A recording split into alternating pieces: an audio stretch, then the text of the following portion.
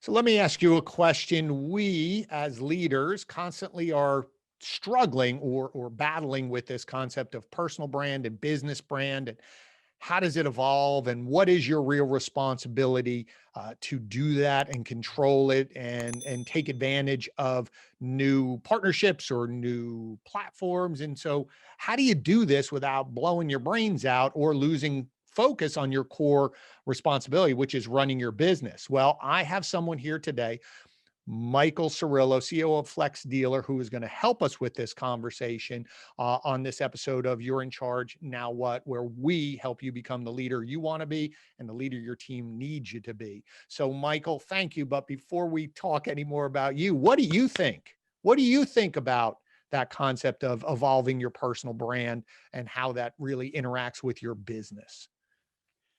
Yeah, I think that's a really good question. It's a thought provoker, isn't it? I think too often we put the two things in a silo, or the various things that we're up to in a silo. And I feel fortunate because very early on, I was like, wait, I'm kind of like an actor. This is something you can resonate with. Like, I'm an Right. actor. I am me, but I play different roles, but they're still, all of those roles are still me. So for me, the podcast, it would be very easy for me to say, well, the podcast is one thing and I need to create a personal brand there. But then I have my business, my marketing technology company. I've got my, consulting business. Those are different things. No, those are all just me. But it's like Brad Pitt. He's the Legends of the Fall guy. He's Achilles from Troy. But he's still Brad Pitt. He's a guy from Once Upon a Time in Hollywood. So for me, I think the first and foremost is realizing that you are the brand that also then that feeds into the things that you are working throughout the day. So and we'll get into your journey, but let me just make sure I'm clear on this. So what you're basically saying is you have to be present or real in all of those aspects of your business or you can't put on a face over here, as in your case, you run the top podcast in the automotive industry, right? Dealer Playbook. So you can't say, well, I am this over here. And then when I'm CEO of Flex Dealer, I'm this, or when I'm on this social media platform, I'm completely different. What you're saying is it may be different aspects or you're pulling a different lever, but it's still you, the core behind all of these. Am I correct in that, what I'm hearing? Yeah, and we can get into it a little bit more, but the reason that that's important, and you're absolutely spot on, is because I know, predicated upon building authority in any one of those spaces, people will want to do business. And because they'll want to do business, if I was one way here and then they Right. start doing business with me over at Flex and I'm somebody completely different, I just shot myself in the foot. Yeah, and it's a little different, I think, than an actor, right? Like you were talking about Brad Pitt, that's a character. And sometimes Right. if you've played a character for a long enough time, people think that's you. And then they're Right. disappointed when you come up and they talk to you and they were Bill Cosby expecting. as an example. Well, that's an extreme example, but I'm sure there are other people who are saying, even to that, where it's, oh, I thought you were funnier. Oh, I thought you were more Right. approachable. And I agree with you. In business, it's it's different if you're on stage, let's say, and you amp up your energy because you're presenting to a large audience, versus I'm running the day to day of business. But what I really like about that is you are who you are, and you can't. Someone said it, if you have to constantly try to remember the story you told or who you're supposed to be, versus the truth is easier to remember because it's always the truth. I don't have to make anything up. I can be a presenter. And so my energy may be more, but one of the uh, best compliments would be, oh, you seem exactly like you are on stage, maybe dialed Yeah. down a touch, but you're not. Do you find that that is a learned skill, or is it innate in you? For you, was it something you had to consciously think about, or it just happened to you are sort of the same in all these different areas? No.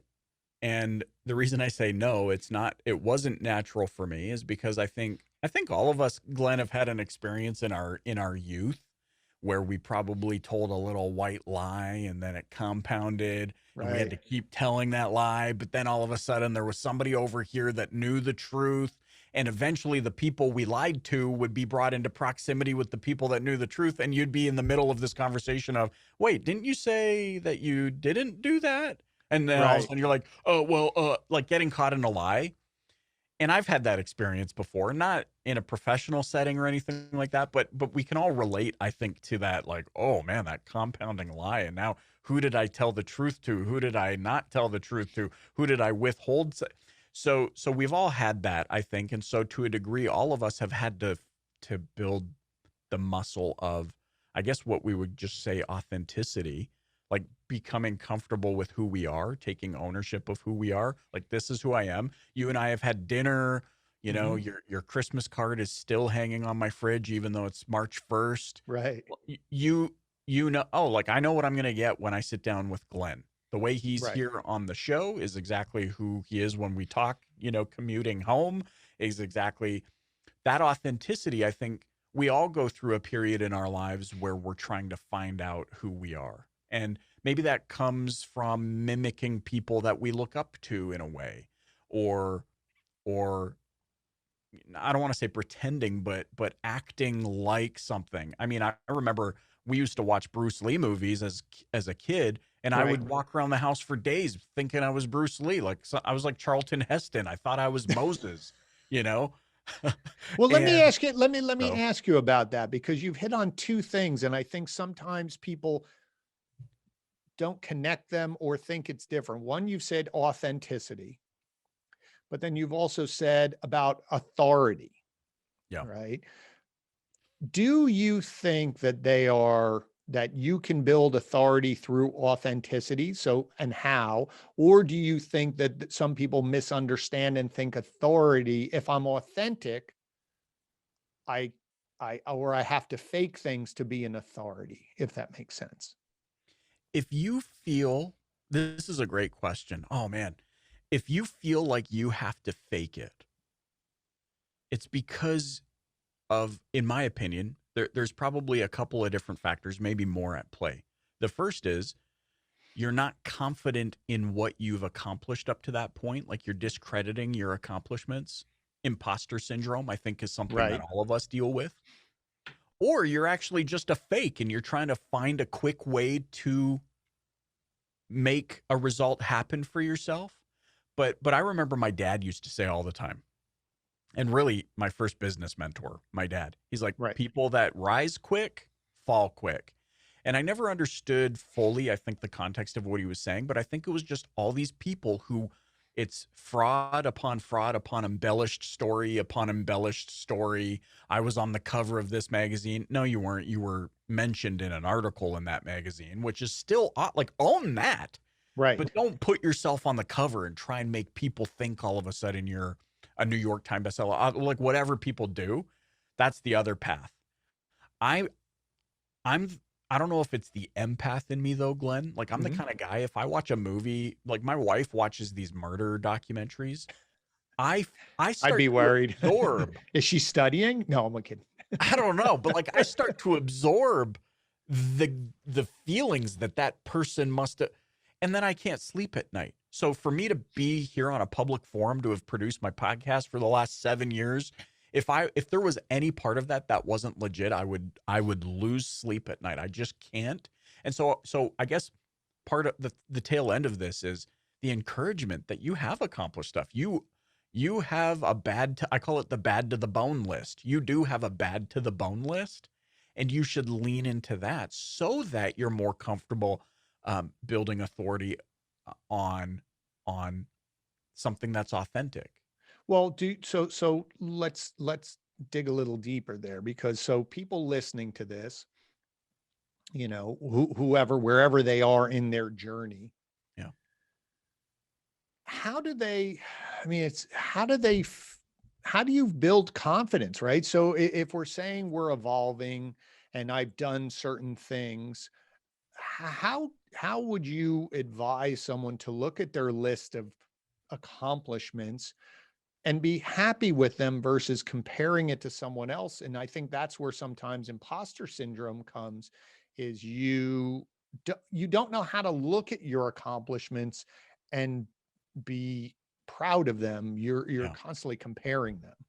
Yeah. I think that's a great question. Um, you know, early in my 20s, I lived in the Philippines, and part of that journey was that I needed to learn how to speak the language. And early on, like we had 10 weeks of language training before we were sent out to go do mission work.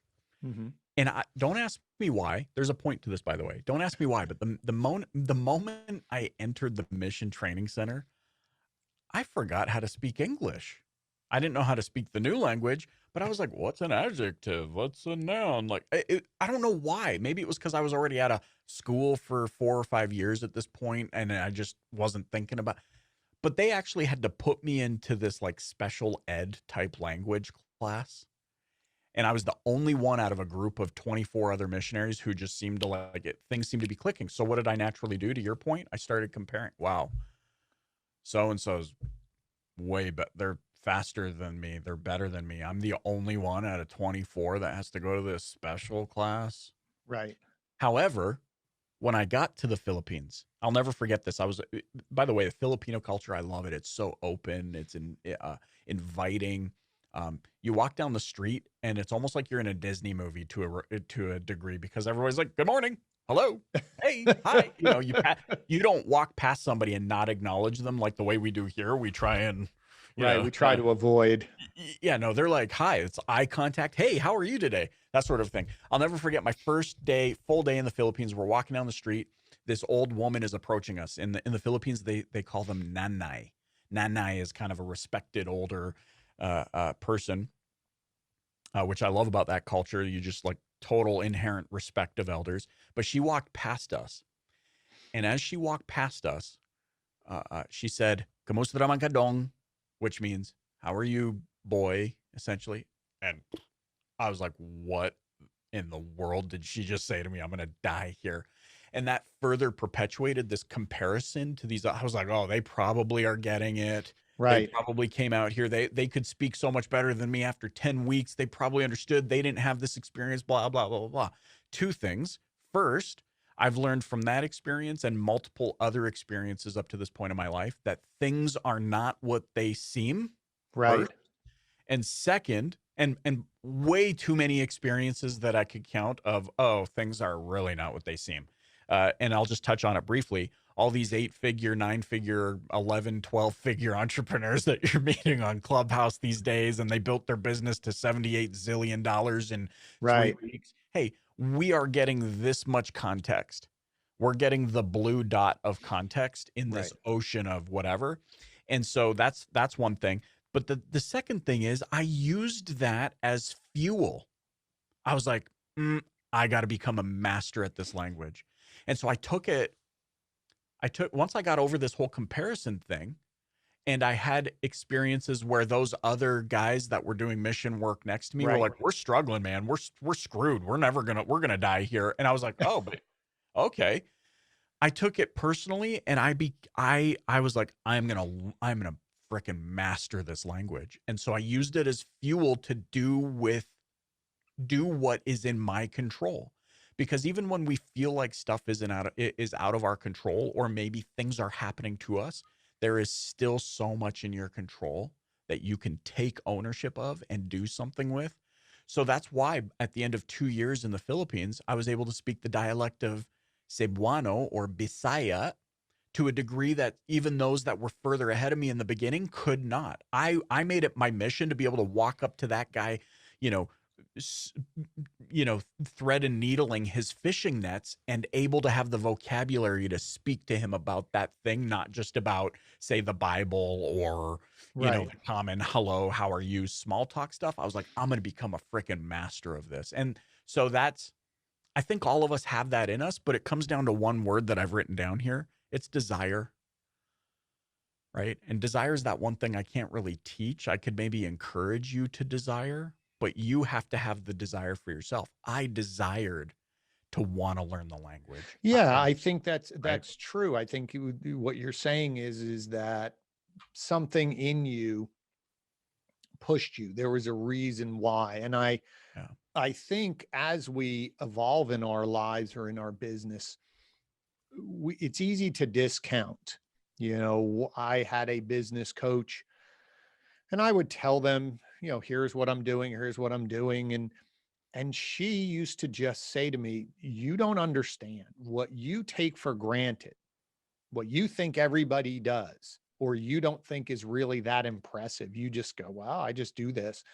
She goes, other people don't do this. You think everyone does. So again, as all of us in our jobs or business or what we were talking about before, looking at our list of accomplishments, because we did it, it's easy to discount it. Or we compare someone else to another, you know, another business or another title. As you said, I thought it was really great because you're saying you're only getting this much. I remember I tell the story as CEO of a very large automotive company, you know, vendor. And I look up to this person and I say, wow, they're impressive. And I kept saying, well, I'm only here and they're Right. here. Yeah. And we sat down one day and we were having cocktails in a group. And I was listening to the way he was talking about his situation or things that he's focusing on as a business leader. And I was going, I focus on those things. I say those same things. Now, he has maybe an extra zero at the end of the P&L or a couple, or he might have, you know, 10 times the amount of people that I have, but Yeah. we're still talking about those same struggles. And that Yeah. was eye-opening for me as a validation point. And I think for Yeah. so many people, I think that's why they're afraid to pivot or change for that fear of, what if I can't speak the language? What if somebody asks me something and I don't know? Instead of being, to your point, desiring or being curious to learn, we're ready to throw out all of our accomplishments so quickly out of fear of a pivot, fear of something new. And so we don't progress. So let me ask you one. So I want to focus on your podcast. You know, you've been doing this for a very long time. It is the number one podcast in automotive. You know, millions of downloads. But was there a point where you just put your head down and said, I'm just going to do this and come hell or high water? Or was it also, what am I doing? It's not working, or people are looking at me odd. How did you persevere to keep going through this?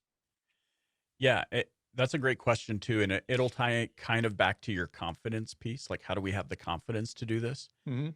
First, it started with a desire, right? I had a past life in the music business that I don't talk a lot about. I have a degree in sound engineering.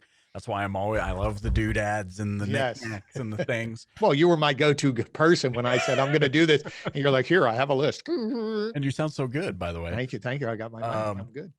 and for me in building the business, you'll understand it. I probably don't even know how to verbalize my feeling that well, but I just have this desire to help, Right. to lift, to see the twinkle in somebody else's eye because they thought differently about something. And by the way, I need that for me just as much as I might be able to give it to somebody else. Like, I am not this invincible, ooh, look at you, you have all the answers. I don't. In fact, just the other day on the podcast, quick sidebar, I interviewed a gentleman, Jeff Morrill, who sat down. This guy, founder of Planet Subaru, started in the car business early on. Now his entire portfolio does about 100 million a year in revenue. Like, this guy, you want to talk about extra zeros at the end of the Exactly. P&L. That's a lot of zeros. And offline, I'll share this with you, but here's a little offline behind the scenes nugget. Him and I chatted for about 25 minutes after the cameras turned off, after the recording was done.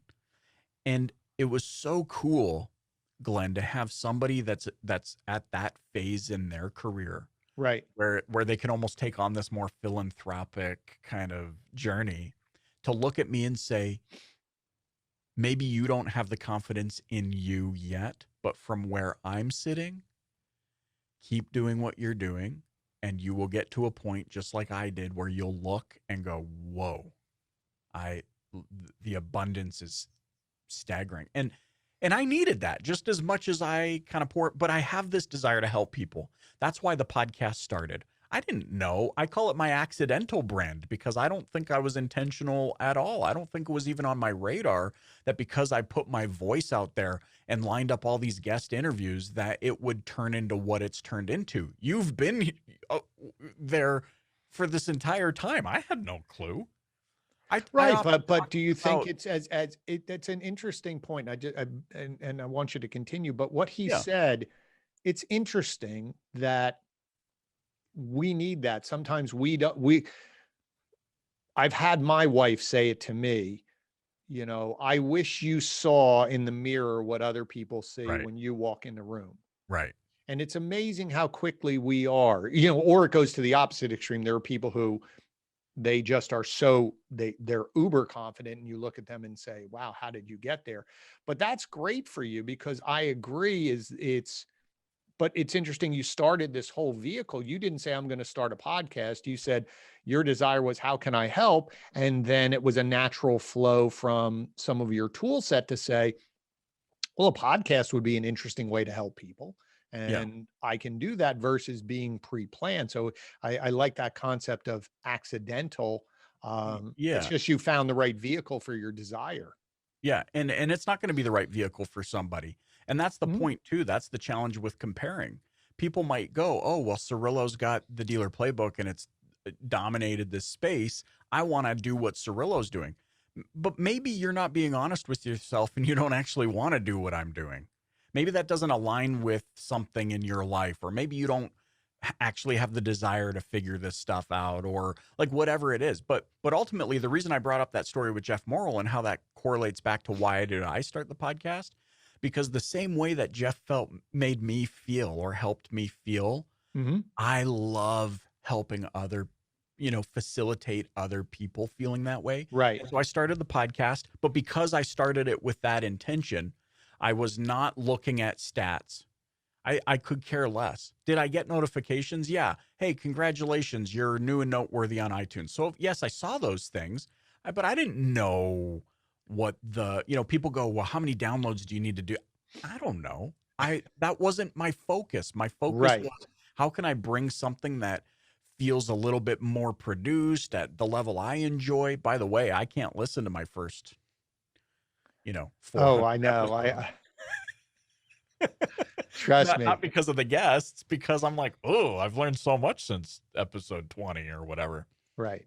But so that's what happened. Now, I think because of, again, back to the authenticity, because I was authentically just trying to produce something that I would listen to, that I would find helpful, it resonated. When it's overproduced, or you're kind of coming into it without the authenticity, that people can sniff that out. We're like a bunch of scared dogs. We can sniff out. So do Like, you think, to that point? So you're saying when you were doing this, you didn't look at you were not trying to do something to achieve those results, meaning I'm trying to game the system or talk about something that, is happening right now so I can get the multiple downloads. Not to say that you're not looking at your statistics to say that topic had more resonance than that topic, or, for some reason I did something different. So you're strategically trying to make a better product yeah, no. versus, man, if I do this, I'm going to get more likes, or that's the only reason I'm doing this is so I get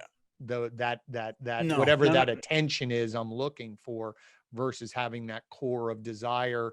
And I think, to your point, that's where that authenticity, uh, Yeah. authoritative And skill by the comes way, in. look, it's the car industry, the dealer. We know that certain topics will hit harder than others. Right. You talk about a tactic to sell a car faster, or to go from 8 cars to 21 cars to fit. Like, we know. I know if I get an Ali Reda on the show, or a Frank Crinitti, like people that are still, I know it's going to hit. Right. However, I'm not concerned about that as much as I am shaping out this entire narrative. When people go through the DPV catalog over the last 410 episodes, they're going to get a good, healthy mix of culture, leadership, self-leadership, health, mental health, sales, marketing, F&I. Like I need every single one of those. People are always so concerned. Sometimes, guests in the past, not so much now. I think we do a better job now at positioning the guest when they come in, what to expect. But in the past, they'd be like, how many downloads did my episode get? Doesn't matter, because it's feeding into the snowball rolling down this mountain. And I Right. need that narrative, whether it got a zillion downloads or not. But it's that authenticity, not feeling the stress. Why am I feeling the stress? Now, here's what I will say in full transparency, back to the basis of this conversation. Mhm. I wasn't feeling the pressure to make this thing something quickly to produce revenue for me, because I had a business that I was building that was producing revenue for me. Right. But what I didn't anticipate happening, which wasn't even on my radar in the beginning, was this is going to build people, and I still sometimes have trouble, accepting it, that, yeah, people, you do have guests, but people are actually tuning in because they like the way you handle the guest. Right. Right. They've built a relationship with you. And then out of nowhere, people started saying, hey, can we get you to come speak at this thing? Or can we sponsor the show? And that wasn't even on my radar. I didn't have a pitch deck. I didn't have speaking topics. They just liked the way I positioned information. And that's when I started to see a correlation between, oh, the DPB can actually feed business over here. Right. And if I'm different here than I am here, they're going to notice that really quickly. And then that's going to kill the reputation. And I'm not willing to compromise on that reputation of service and helping and lifting and, creativity and all those sorts of things. And so that's really how the podcast got started. It was just, I just want to help people. And in fact, to this day, man, like me and the team maybe look at our stats once every 7 months. Like like it's just the Well, feedback. you're again, your thought is your focus is on sharing great content, and the end point is, I hope someone who's listening to this gets something out of this that will help them. That's right. And that's what I've used you as someone who I admire, and look at how you've been doing that. And I'm, now you were the first, well, this first interview, and now you're going to be, you're number 51, heading into the second one. And I'm going to be, I originally said I'm doing 100, and then we'll take a look and see what's going on. But I look back at the first ones and I'm going, and gotten much better at this, but it always was built on a desire to help, help people who are running across this. And I think that's admirable. So let me ask you this now, as you mentioned a couple times, and we've been joking a little bit about the new social app that's out now is Clubhouse, and, audio, everyone's loving this. So for people who are moving their brand into another place, or they're trying to figure out how a new platform can help in their business ecosystem, what is your recommendation? You've been on it now for maybe 3 months, and through that evolution, what was some of the things that you paid attention to for your brand, positioning yourself, partnerships, so that someone going into that, or the next, whatever the next new arena is, Yeah. how do you protect your brand and pivot while opening yourself up to new opportunities? Yeah. I think that's a great question. On January 3rd, I got invited into Clubhouse, and my bio said, and I poked around. I didn't know it was called the hallway. I clicked, it brought me into a room. Now I'm listening to a conference call. I was like, oh, great. We just had a year of Zoom, and now I get Zoom without actually being able to see anything. That was my first thought. I was like, what? I'm missing something here. And in my bio, because they want you to create a bio, my bio that evening said, I'm on Clubhouse for a reason. I just don't know what it is yet. That was my public facing bio. That's I was great. like, what is this? And then Glenn Lundy called me. He's like, bro, are you on Clubhouse? I said, I am. What am I missing here? Right. So talk about your circle helping you and your help. Right. He says, well, you remember that thing we talked about when you came to Kentucky and we thought we were going to do this YouTube series and you were going to interview successful people on the West Coast and have breakfast with them. And I'm going to do that on the East Coast. I said, yeah. He's like, no, we're starting that tomorrow morning right here on Clubhouse. We're going to start a room. It's going to be called Breakfast with Champions. But bro, your bio, he's like, your bio cannot say you're on Clubhouse for a reason you don't know what it is yet. He's like, you got to honk your horn. You got to let people know what you stand for. And you gotta let people know who you want to connect with, essentially, because everything in here is searchable and blah, blah, blah. So I sat there for about 30 minutes, maybe 45 minutes.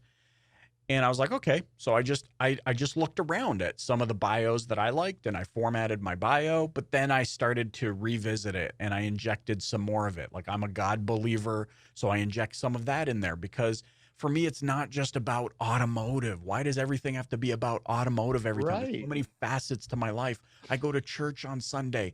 I don't own a Peloton. I own a Nordic track. I you know what I mean? Like, I love music. I love movies. I love telling dad jokes. I love, reading scripture. I love spending time with my wife. Like, not everything is about work for me. Not everything is about, whatever. I guess I'm just kind of obsessed with all of the things going on in my life. And so I injected some of that. Like, if you look at my Clubhouse bio, I saw that by that evening, I saw like, wait, there's an opportunity here to not pigeonhole myself in just the automotive Exactly. industry again. There's people from all over. The next morning, man, by the next morning, like, here we go. Let's do it. This is our first room. And we were all cracking jokes and we're having fun. We're trying to figure it out. We're making a ton of mistakes. But then we had some meaningful conversation about life. And I started sharing a little bit about my story, struggling with mental health in my 20s and overcoming depression and my belief in God and my faith. And, just I started bringing people in, and it was probably super choppy because I don't really talk about those in a lot of different, but this somehow it clicked with me and I'm like, I can share a little bit more of my story. Sure. And I think there were 300 people in the room and it blew me away. I was like, firsthand what you'd have to do to get 300 people into a room in real life. There's 300 people here right now. And then what happened? Anybody that follows the Dealer Playbook can attest, I have not been super active on social media over the years. It's not something that I, again, build business or hang out on social media all day. I'm going to build my business. Correct. And so I didn't have the bandwidth to even be in a place where I thought about it. Instagram, what's that? The last post before Clubhouse was what, like 2 years ago? I don't know. In December of 2020, I decided I was going to go all in on LinkedIn because it resonated with me. I liked the helpful environment. I liked what I was seeing in the comments. I liked that it wasn't, the echo chamber of politics and things of that nature. But that first morning, January 4th, 2021, I had dozens and dozens of Instagram messages, DMs. You said that and it helped me. And it brought me right back to those early days of the Dealer Playbook and why I continued doing the Dealer Playbook after 7 years. Like, we'll be 7 years on April 14th. Is because I get a message. That one episode changed the trajectory of my career. That one thing that you asked, that so-and-so said, that changed my life, man. You've helped me become a better, like, dealers. I'm a better husband and father. I'm a better mother and wife. I'm like, okay, that's for me. Oh my gosh, that's the thing. And so now all of a sudden I started getting that on Clubhouse. And what I realized, back to my statement about a little bit about Brad Pitt, but you've even helped me shape that out a little bit more in just this interview, is that, yeah, I'm the Dealer Playbook. Yeah, I'm the CEO of Flex. Yeah, I'm the CEO of Cirillo Consulting. Yeah. But I'm Michael Cirillo, and Michael Cirillo stands for something. Right. And he's sharing that something, and now it's resonating with other people. Well, subsequently, we have signed business off vertical. Like, we're doing work with musicians now and personal coaches and realtors that wasn't even on my radar. But what was on my radar was being authentically me, because that is the brand. The Michael Cirillo brand is that this, what you see is what you get. Like, you can't get me. You're not going to find crap on me. You're not going to be like, whoa, that Yep. experience at NADA. No, because there was no There experience was at none. NADA. There was none. We No, went to a Benihana. You know what I mean? no, And I so, think that's really important, to, take this whole conversation full circle, is that as you're growing and you're pivoting, you know, the saying was, wherever you go, there you are. You're always part of it. And I think the inspiring thing about Clubhouse or any, I think it's just a lesson for business and where you are, is once you start opening up, you start connecting more, yeah. versus you're not going to, you can connect through the facade, Mm-hmm. but your facade's going to attract a certain type of person or business. And that's fine. But I think you connect more when all of a sudden you open up. I did a room with someone, and, we started talking about struggles, and someone asked me, I shared the story about my son's, condition, and, him going through chemo at 3 years old. Like, it just, the amount of people reaching out to me and just saying, wow, you are sharing this. And especially people who are in positions with those letters after their names, like Mm-hmm. CEO or whatever. And, Right. to be able to do that, I think it allows you to be seen as more human. It allows you to attract more. And ultimately, if your goal is to grow your business, and you have a business, any business is to help, you're solving a problem. But if they see you as someone who is allowing themselves to listen and connect on other levels besides, hey, you want to buy my product, Right. I think long term that helps you. And it's a great reminder as you're evolving and adapting. The end of the day, how do you want to be seen, right? How do you want to be remembered? And it can be an evolution. So maybe you were one person 5 years ago, but you evolved. But to your point is, for you, I would have to say, even for me, you're not going to find anything. You're going to find pretty much who I am, uh, things I care about. And there's, and that's That you good. have all the box sets of Dr. Quinn medicine woman in the Well, you might, so, no, but, I'm Canadian. It's Anna Green Gables. so great. So, all right. So that's great. That's phenomenal. And I hope people got a lot out of it. So now, a new thing in the podcast to help you even open up even more. The way I end this now is to get to know you a little bit. So I have a few questions for you. I I'm have scared. seven Okay. questions, All seven right. questions, Is this right? like a rapid fire? Yeah. Don't overthink. Okay. Give me a book that was very influential to you or important to you that you would recommend to other people that they should read. Unleash Your Humble Alpha by Stephen Kuhn. I can't remember the co-author's name. Okay. Unleash Your Humble Alpha, which really fits in with everything we talked about, because it's about I love that. owning who you are and being so comfortable in your own skin that you are who you are. A person that was very influential to you, not someone in your nuclear, like you saying your father, but someone that someone could go read or follow or listen to, a person that was very impactful.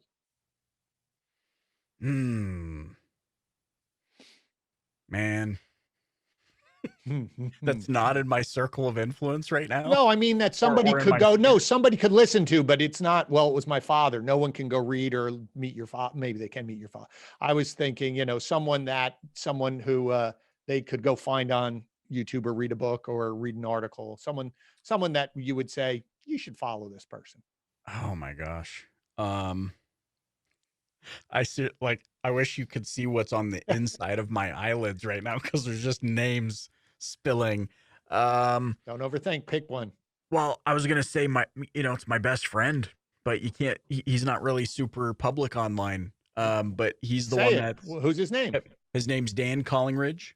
Okay. So Dan You can Collinsridge. follow him on LinkedIn. He's There you not go. super So active he is anymore, there. but There you go. boy, oh Okay. boy, he keeps me grounded. I like people like that. You Yeah. do that for me. Movie that you stop and watch when you come across it on TV. Tombstone. Kurt Great. Russell Tombstone. Cartoon that you loved as a child. Astro Boy. What do you love? What do you continue to do that you love to do that no one would realize that you do? Cook. Great. A food that you ate as a kid and loved that you still eat today. Lupini beans. Lupini beans. Yeah. Oh, do you make them yourself or do you get them in the jar? Because the jars I can be just get really them in the salty. jar. I just They're get a them little in the salty. jar. They're a little I salty. rinse them out and then I just pop them. Oh, there you go. All right. Yep. Last thing, last question. Something that would be cool to own, whether you're going to own it or not, but if you said to yourself, money, whatever, something that would be super cool for you to own and have.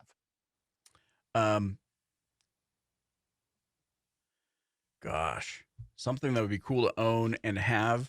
Yeah, like you saying, I'd like to have that. Yeah, I want a sports team and a private jet.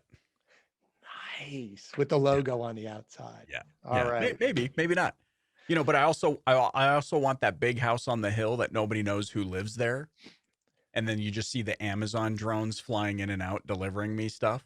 By the way, sidebar, there is that house as inspiration right down the street from where I live. It is this sprawling, 12,000 square foot, 15,000 square foot, like rancher style. Right. 10 acres. You can only see through the gates and it's in there. And I just found out what the dude does. He does not manufacture the gloves. He provides the rubber that the work gloves get dipped in. And that's how he made his gazillions. Well, there you go. I love that. Crazy. Well, Michael, thank you so much for spending some time. Folks, I hope you got a lot out of this again. And the whole thing, if you take away one thing, it's this idea of the more authentic you are, will eventually build authority because you're just going to be put in position and being surrounded by people because of your authentic self will attract people to help you achieve anything that you're trying to do. So try to remain as authentic and be who you are wherever you are, and don't have to put all those facades up. Eventually they get found out. So Michael, thank you so much. I appreciate it. So tell people how they can contact you, track you down. I know Clubhouse is one, but where else can they find you? If you want to have a real meaningful conversation with me, join me on LinkedIn. Great. Michael Cirillo. You just search for Michael Cirillo. You're going to see this bald bearded Seth Rogen-esque mugshot. Send me a DM. I love getting DMs and brownie points for anybody who sends me a voice DM. I love getting those. All right. Voice DMs. There you go. So again, thank you so much. So everyone, thanks so much for hanging around. I hope you had some fun and you learned some things here. Again, don't forget to subscribe, leave your comments, and share this out. Our goal, both of our goals. So his podcast, my podcast, the goal is to help those of you become the leader you want to be and the leader your team needs you to be. And as I end every episode, you're in charge, but now you have a few more tools from Michael and myself to become more successful. Thanks again, my friend. Thank you all. And we will see you next episode.